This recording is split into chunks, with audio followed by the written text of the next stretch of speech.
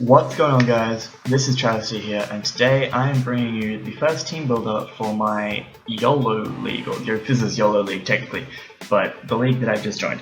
And our week 1 opponent is none other than YOLO or Willem and the Dutch Devotion. He doesn't do YouTube, he doesn't have a Twitter, so I don't really have anything to link in the description, so I don't really know much about this guy in terms of how good he is in league format, or I haven't seen his battle style much, so I'm just going to build a generic team and not predict speed creeps or anything because it's too much of a risk. As I mentioned in my draft analysis, this league is run by YoFizz, so I will leave his channel and Twitter in the description, so make sure you go check out his stuff. I believe he's going to be uploading the match of the week to his channel and commentate at sports style. So anyway, the team that the Dutch Devotion could be bringing will be popping up on screen now and consists of Terrakion, Garchomp, Mew, Sylveon, Mega Blastoise, Talonflame, Tangrowth, and Zeb Striker. So only 8 mons, definitely went for quality over quantity, given he basically has an OU team.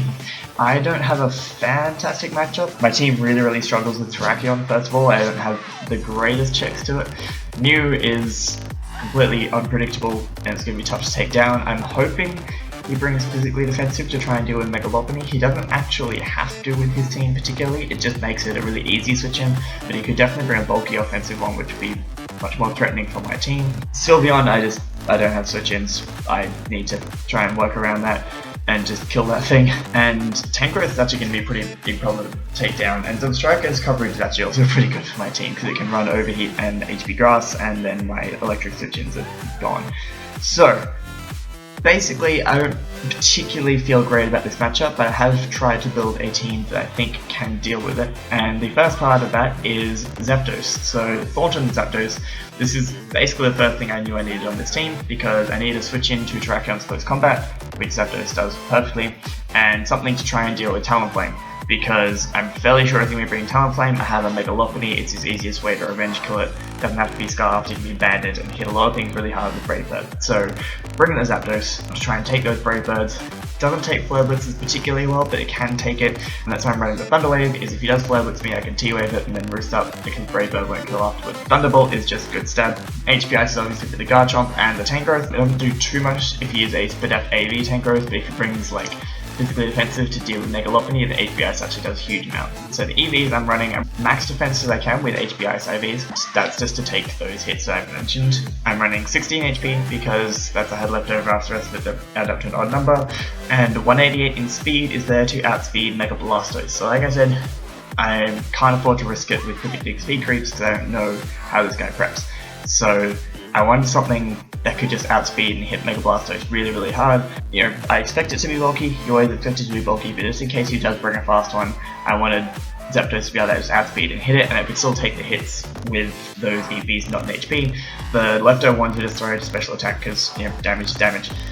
And the Charlie Berry is there obviously in case Terrakion gets out of hand. I can Thunder Wave it, or if it's low enough I can Thunderbolt it. I then have things that can revenge it if it's not set up to +2 speed. So the next one, and actually cleaned up a lot of his team, and that is Gojira the Greninja. So this coverage, if you just go through his roster, you have Terrakion, Surf, Garchomp, Ice Beam, Mew, Dark Balls, Sylveon, Gunk Shot, Mega Blastoise is a good switch into this, Talonflame, Surf, Tangrowth, Ice Beam or Gunk Shot, Zeb Striker, Surf or Dark Pulse. So basically Mega Blastoise is the only real switch in, that doesn't have recovery, so if I hit it with a couple of Dark Pulses, if I force it to spin, get some hazard damage up on it, etc. This thing actually does a lot of damage to his team. I'm running enough speed to outspeed Zeb Striker, can't afford to risk predicting speed creeps. With the attack investment I have and the expert belt, Gunk Shot is a really good chance to 2-hit KO Sylveon if it's physically defensive. It's not a guaranteed 2-hit KO, I could have changed up the EVs a little bit, but I really needed the power on my special moves, particularly because I don't really have much to take down Mew. And so I wanted that stab Dark Pulse to hit as hard as possible for that thing. Pretty self-defense Greninja. It does have to be Torrent, unfortunately. If it was Protean, this thing would straight up sweep him, and that would be fantastic, but you know.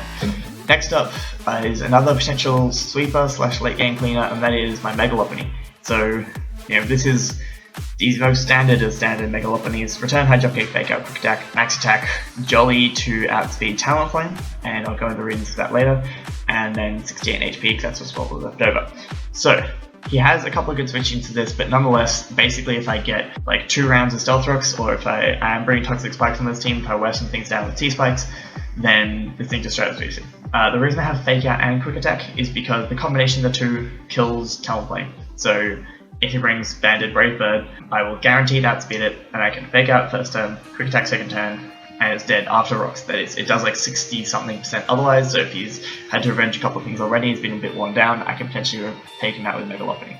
Perfect neutral coverage. I am running High Jump Kick because I really need the power for things like Tangrowth. If he wants to switch in, if he brings their fully physically defensive Tangrowth, High Jump Kick doesn't quite 2-hit KO, I think.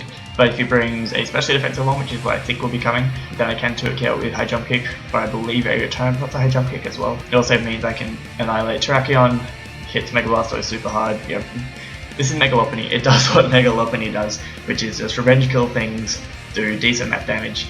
He does have a pretty good switch in Mew, and I'm fairly sure he's just going to bring physical defensive Mew to deal with this. But nonetheless, if I get that thing statused, if I get it taking a couple of hazard entries, if I pull a good double into Greninja to force it out again, I can get that thing worn down to the point where it dies for 2 returns. So, yeah, Megalopony is a potential win condition because that's just what it does every game. It can clean up if I play it correctly. So the next mon is another potential win condition, but more of a support mon, I would say, and that is my Excadrill. So running Rapid Spin, Iron Head, Stealth Rock, and Rock Slide, but a Choice Scarf.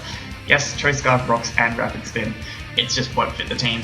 Iron Head is because obviously he has Terrakion, he has Sylveon, which was the main thing I brought this for, which is why I've also put the extra EVs into Spadef to take those hits a little bit better so I can potentially switch into a Hyper Voice. I didn't want to run Earthquake because I needed Rapid Spin in case I needed to get rid of Rocks. He does have 3 potential really good rockers as his first 3 picks. And then I wanted Stealth Rocks obviously because there's a Talonflame, and chip damage and everything else is always good, and I want to try and force that Mega Blastoise to spin if I can, because I can force it to spin and I can get some damage off, then it's no longer a problem.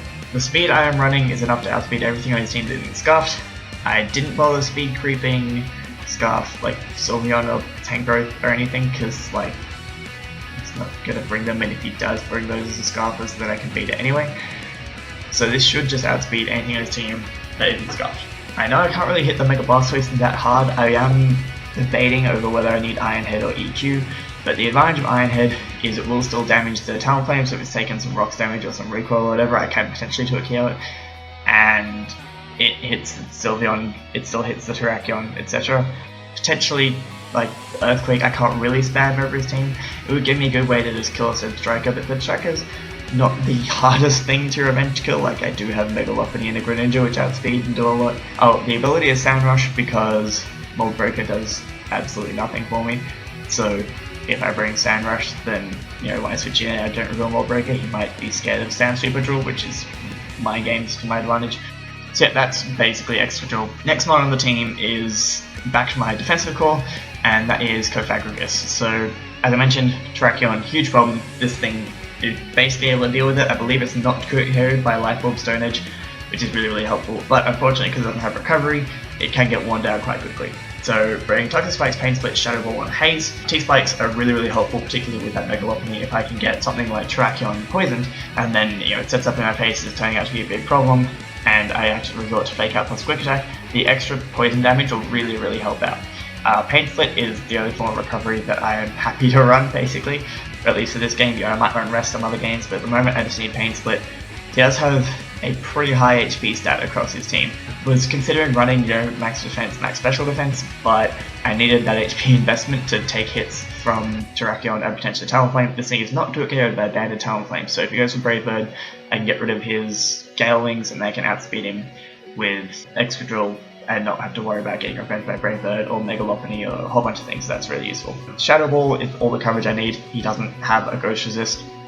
Like, I just click Shadow Ball against everything. It's the most damage I can do to pretty much everything on his team. And Haze is because he may try and set up on this thing with like a Spadef Talonflame or a Garchomp or Attraction if he's like Lumberry, because, you know, Cofagrigus normally runs Will-O-Wisp, but if he brings a double down Terrakion with Lumberry, I switch this in as he dances up once, he dances up twice, protecting me to burn him, and then he burns his Lum, and then I'm basically screwed, depending on chip damage on things and that kind of stuff. So I've got Haze there instead of Willow because I think it'll be more useful, particularly given I can't burn Talonflame anyway, and I'm bringing Toxic Spikes, and I'm bringing Thunderwave Spam on Zapdos, so everything's going to be getting statused anyway, most likely.